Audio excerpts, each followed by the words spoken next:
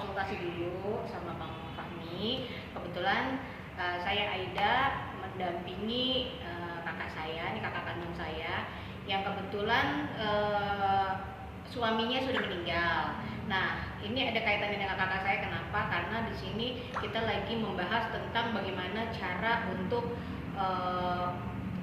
tentang warisan lah ya intinya. Jadi ayah mertua dari kakak saya itu mempunyai sebidang tanah dan rumah bangunan yang mau dikuasai oleh kakak dari ayah mertua kakak saya. Nah, makanya kami mau konsultasi di sini.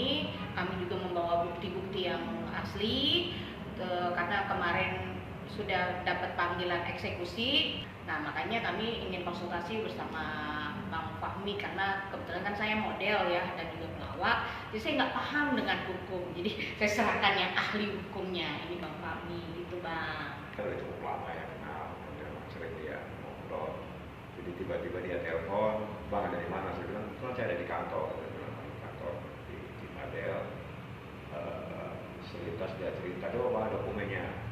Yang penting itu dokumen dulu soal amanin apa itu urusan nanti. Setelah saya lihat tadi dokumen, nah ini dokumen ini ada hibah. Selain ada hibah, ini ada sertifikat juga.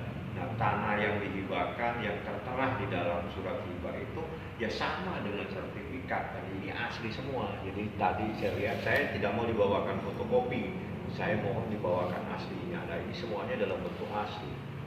Jadi dengan kejadian ini, ini menimbulkan tanda tanya besar dan saya harapkan supaya hati-hati karena menurut saya secara hukum ini terjadi error in objecto.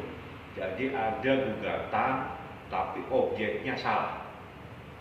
Ya, objeknya salah karena objek yang sekarang yang ingin menurut penggugat, jadi penggugat menggugat mertuanya terhadap tanah yang ditempati, seakan-akan tanah itu adalah miliknya. Padahal berdasarkan yang saya tadi perlihatkan bahwa itu semua bukan.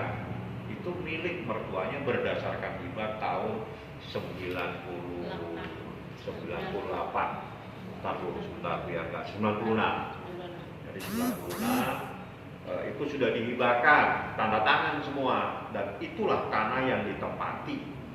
Nah, tiba-tiba muncul teguran namanya amani terkait dengan adanya sebuah putusan. Memang putusan tersebut persek karena mertuanya ini tidak paham, sehingga dia tidak tahu apakah dapat panggilan atau tidak. Tapi sekarang yang menjadi persoalan bahwa ini ada proses hukum yang ingin mengeksekusi sebuah tanah dan bangunan yang menurut data itu adalah tanah milik mertuanya berdasarkan hibah, sehingga error in objecto ini harus diluruskan segera supaya tidak merugikan daripada mertua daripada kakaknya Aida. Seperti itulah ceritanya. Selintas saya bilang, udah ini kan datanya kuat. Kenapa kita datangin aja, kita jelaskan apa yang mau dieksekusi, apa yang mau dieksekusi. Seharusnya setiap persoalan terkait dengan tanah dan bangunan sebelum sesuatu eksekusi dan sebagainya harusnya diukur, ditanya sebelah mana tanahnya. Nah, kalau seperti ini tiba-tiba tanah yang ada sertifikatnya terus tiba-tiba mau dieksekusi, nah ini jadi kekacauan hukum nantinya dan ini sangat berbahaya dan bisa bermasalah. Karena orang yang mempunyai hak tiba-tiba harus dieksekusi atas sebuah putusan. Memang putusan harus dilaksanakan, tapi dalam putusan pasti ada kalimat objek. Nah, objeknya yang mana? Objeknya tidak bisa dong serta-merta hanya bisa dipercayai terhadap orang yang mengajukan gugatan. Nah, kami tidak berbicara, kami menunjukkan dokumen. Ini adalah dokumen negara, ini adalah sertifikat, dan ini adalah akte hibah. Nah, ini yang jadi masalah. Sehingga ya Aida minta tolong saya bilang kalau seperti ini saya akan bantu. Karena ini kita harus tegakkan hukum ini, nggak boleh dibuat mainan seperti ini. Jadi ini sekali lagi saya katakan ada gugatan yang error in objecto. Nah, kenapa sampai ini muncul? Karena memang mertuanya tidak paham sehingga tidak hadir di dalam persidangan. Nah, karena tidak hadir putusannya fair stake. Nah, kalau putusan fair stake berarti tidak ada perlawanan atau tidak ada penjelasan dari pemilik daripada lahan itu, sehingga nanti kami hari Rabu insya Allah sama Aida, kami akan jelaskan. Nah, lain-lain bagaimana riwayat tanah ini, berapa tahun dan berapa puluh tahun sudah ditempati, ini yang bisa menjelaskan karena ini adalah menantunya. Nah, ini kebetulan kakaknya Aida. Seperti itulah ya. Ini surat-surat di tas suaminya gitu, makanya kami mau menindaklanjuti. Kenapa Aida mendampingi kakak? Karena di situ kan masih ada hak keponakan saya juga di dalam rumah ini yang nanti kelak mungkin akan diberikan juga gitu. Makanya saya pengen mendampingi kakak saya ketemu sama Bang Fahmi, makanya daripada ngejelimet udah langsung ke Bang Fahmi. Nah mungkin kakak saya bisa menceritakan tentang bagaimana riwayatnya, bagaimana sejarahnya gitu, kurang lebih karena dia sudah memahami ya. Jadi ini kasusnya setelah suami saya meninggalkan, jadi saya lihat nih di kemari saya lihat karena kan kemarin kan ada surat eksekusi gitu kan dari pengadilan. Terus mertua saya bilang coba cari dulu di di tas gitu ya. Terus saya lihat oh ini ada suratnya Pak gitu kan. Makanya ini saya minta bantuan Bang Fahmi selaku lawyer ya untuk bantu kita lah karena ada surat tanda bukti ini dan ketidakpahaman gitu ya, dari mertua saya juga saya. nggak paham, mertua saya juga nggak paham gitu. Jadi minta tolong dibantu bagaimana agar ayah mertua saya nggak dieksekusi gitu. Terus bagaimana perlawanan hukumnya seperti apa gitu, perlindungannya untuk ayah mertua seperti apa, karena kan memang yang saya tahu ayah mertua saya itu dari kecil sekarang mungkin udah lansia ya, umur 75 tahunan gitu. Dia dari lahir emang di situ gitu. Terus tadinya luas bangunan dan tanahnya juga luas, tapi sudah dibagi-bagi gitu dengan Untuk anak-anaknya ya, untuk anak-anaknya semua dibagi-bagi. Nah ini tinggal pembagian ayah mertua, tapi kenapa ini masih mau diambil lagi gitu, sedang sertifikat sama surat timahnya udah jelas gitu.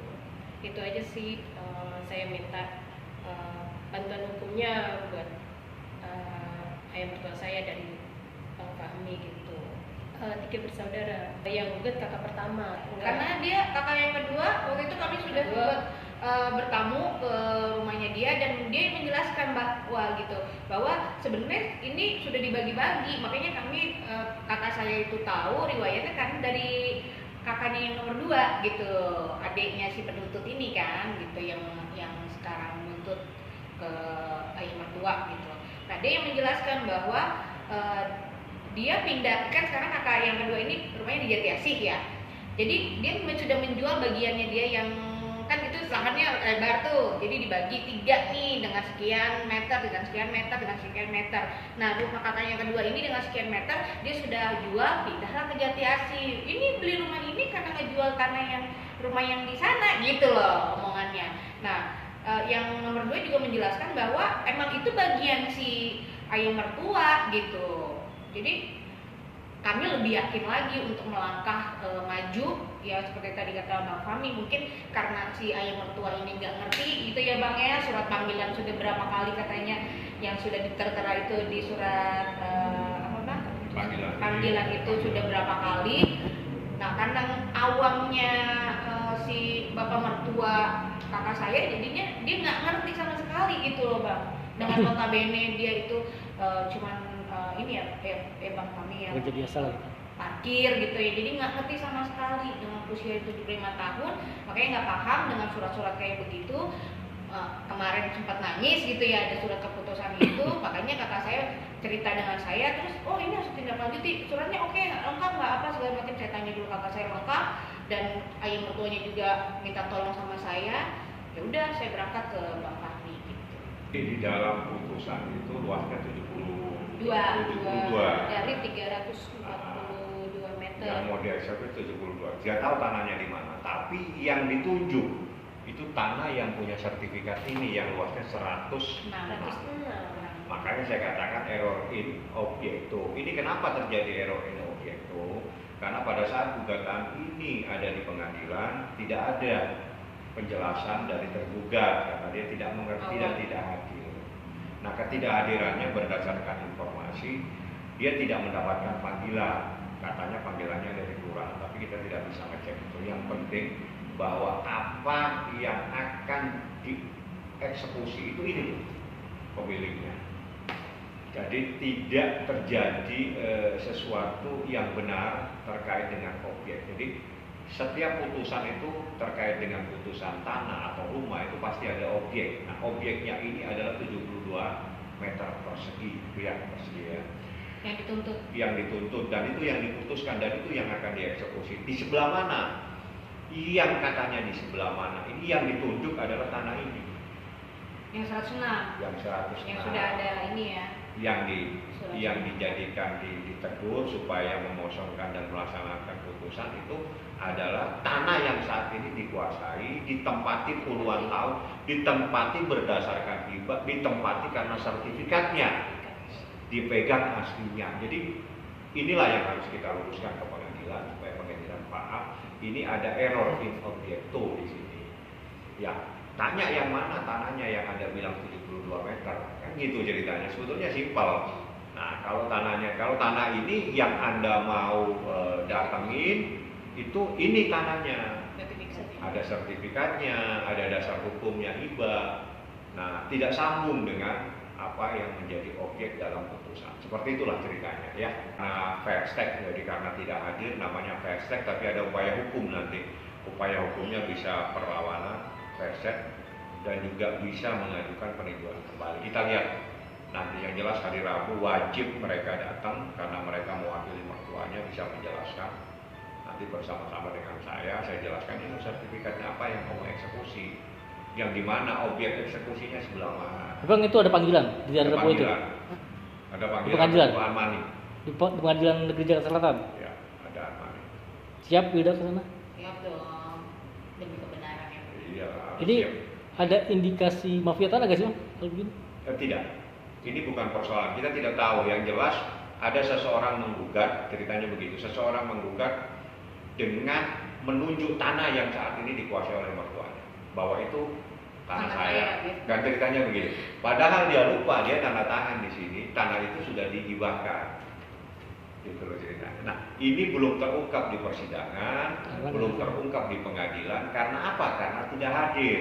Karena awam nggak ngerti. Karena awam tidak hadir, sehingga tidak terbuka sebetulnya tanah yang dipersoalkan itu tanahnya Pak Tamrin sendiri.